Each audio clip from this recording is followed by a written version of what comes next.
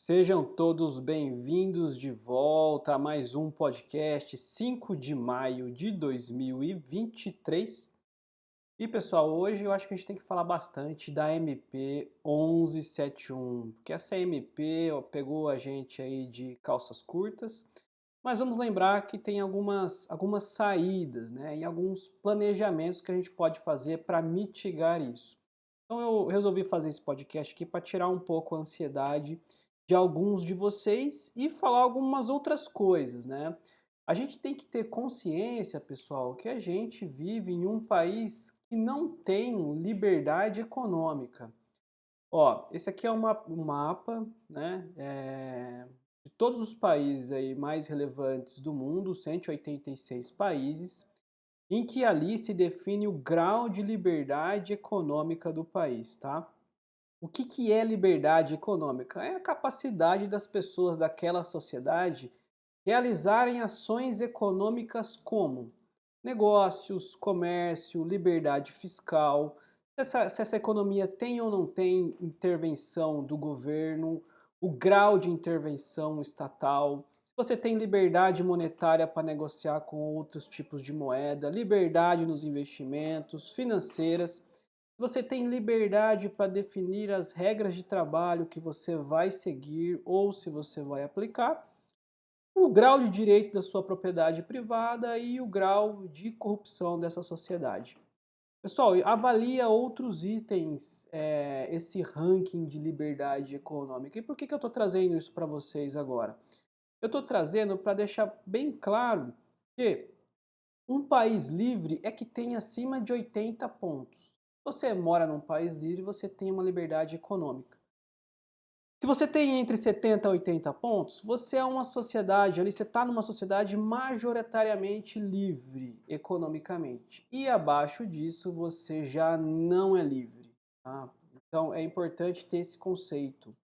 E por esse ranking, vamos pegar aqui quais são as sociedades economicamente livres, né? Livre para empreender, livre para ter atividades econômicas, né? Comércio, monetária, financeira e tudo aquilo que eu falei. Em primeiro lugar, aqui com 84 pontos, temos Singapura, depois temos Suíça, Irlanda, lembre do ITF irlandês de acumulação, Nova Zelândia, Luxemburgo, Estônia, Holanda, Finlândia, Dinamarca, Suécia, enfim, pessoal, esses são os países economicamente livres.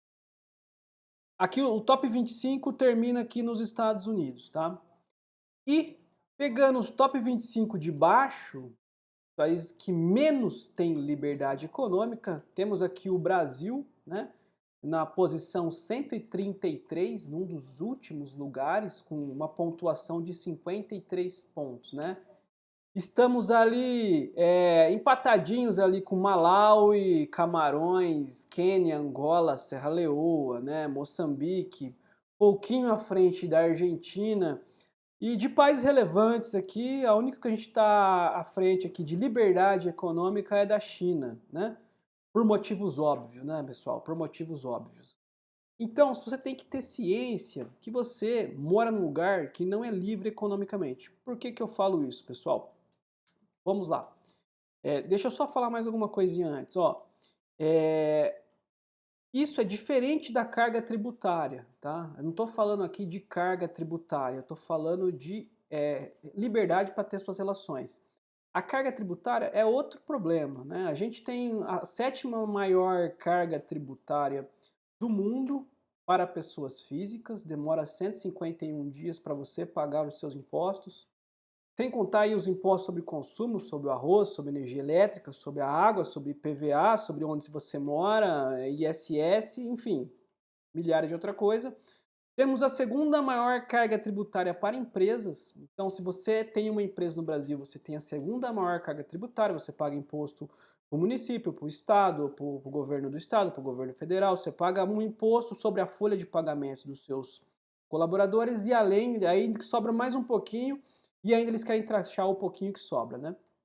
E o Brasil, dos que tem a maior carga tributária, está em primeiro lugar de grau de retorno de impostos à sociedade, né? Então você já mora num país sem liberdade econômica e você aí tem uma das maiores cargas tributárias do mundo, segunda maior para as empresas e a pior que retorna o imposto para a sociedade. Isso é tão importante, pessoal, que precede a discussão da MP 1171, porque essa MP aqui, ela corrobora que a gente não tem a liberdade econômica para morar no Brasil, né? Então, aqui você não tem segurança jurídica para fazer nada, tá? A regra do jogo, ela muda a qualquer momento. Não é só, o problema não é só a alíquota que vai incidir nos seus investimentos, não é apenas isso, porque a alíquota você vai lá e paga, mas é a segurança jurídica para você tomar atitudes de longo prazo, né? Então, se você está domiciliado fiscalmente no Brasil, tudo pode mudar a qualquer momento, né? A qualquer momento a poupança pode ser confiscada. Você faz um planejamento de aposentadoria para viver de dividendos de fundos imobiliários, por exemplo, e a qualquer momento isso pode ser tributado em 15%. A qualquer momento pode ter uma mudança na sua previdência do INSS. A qualquer momento pode ter uma mudança na alíquota de imposto da sua previdência privada. A qualquer momento você pode ter uma tributação exorbitante do seu patrimônio fora do país. Por quê? Porque você está sendo domiciliado fiscalmente no Brasil.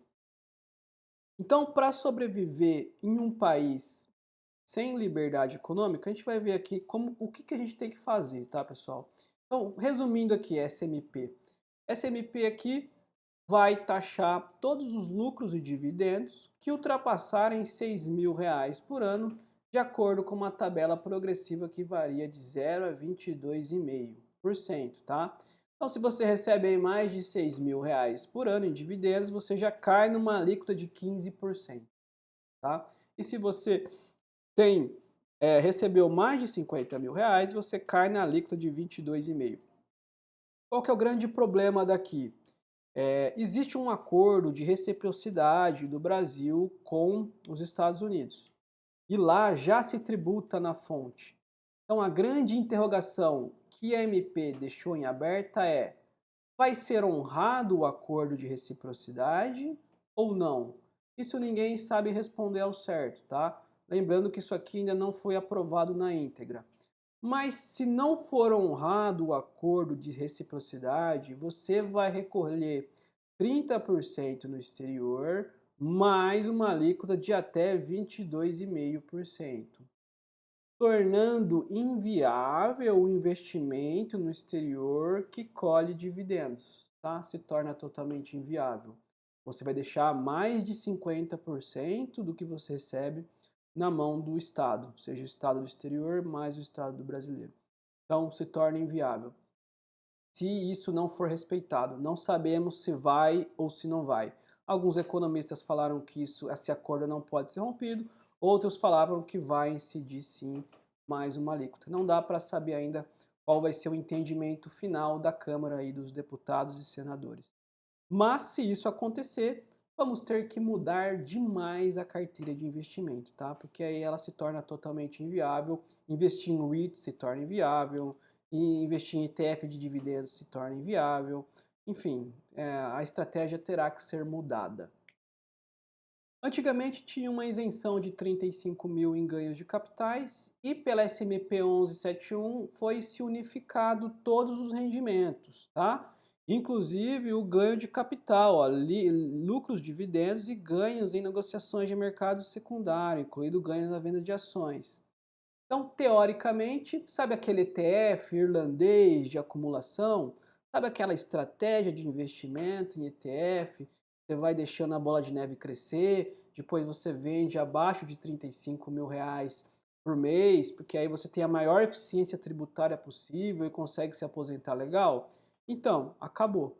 Porque, segundo a nova lei, você vai cair no imposto de 22,5% do montante que você resgatou, tá? Então, já a estratégia de acumulação também já fica difícil no momento posterior, né? Você vai querer pagar uma alíquota de 22,5%, fica complicado, fica bem complicado. Pelo MP, não foi claro ou não se foi revogada essa isenção ou não, tá? Então, não sei, muitas pessoas falam que não foi, outras falam que foi, ninguém sabe coisa nenhuma, e o governo faz justamente dessa forma para poder escolher depois quem ele vai taxar. Simples assim. E o pior de tudo, taxação na variação cambial. O governo aí deu um incentivo para você recolher o imposto antes do prazo, um incentivo, né? Ele vai cobrar menos imposto. Esse é um incentivo. Então, se você tem lá 100 mil dólares e o real se desvalorizou 20% frente ao dólar por causa de uma inflação descontrolada, por exemplo, você está apto a reconhecer esse ganho cambial mesmo se você não vender seu patrimônio, tá? Então você tem a opção de reconhecer que teve esse ganho aí e pagar uma alíquota de 10% em cima desse ganho cambial que você teve aí na sua aplicação do exterior. Olha que bacana, o governo está fazendo hedge de dólar com o dinheiro dos outros, né? Isso, do dinheiro dos outros não, o dinheiro dele mesmo, porque você não é livre economicamente, tudo que você tem pertence a ele. Então, é uma piada, mas é uma piada de muito mau gosto. Se isso passar, eu não vou recomendar a vocês a fazer atualização de bens e direitos no exterior, porque isso aí vai penalizar muito, vai ser tipo um come-cotas, você vai ficar tirando o ganho todo ano em 10%, isso vai reduzir muito o efeito dos juros compostos, tá?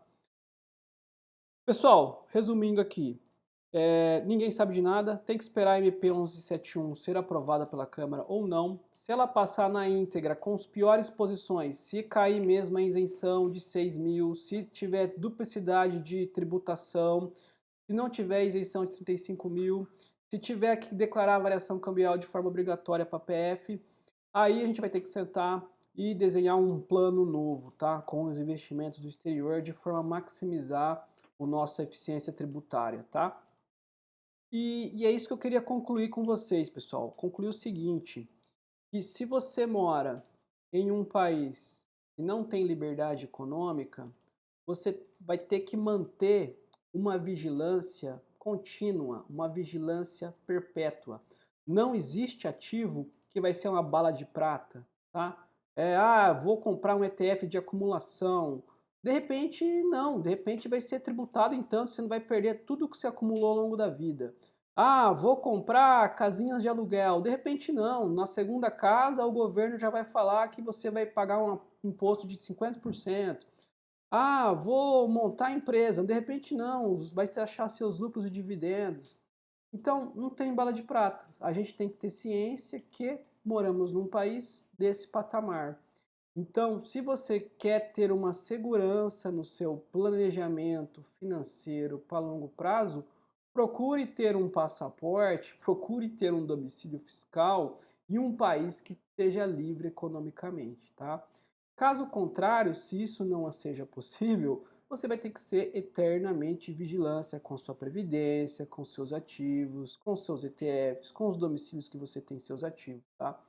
Então, não tem como escapar, isso aí vai ser tema de muito debate. Vamos torcer para que não seja aprovado.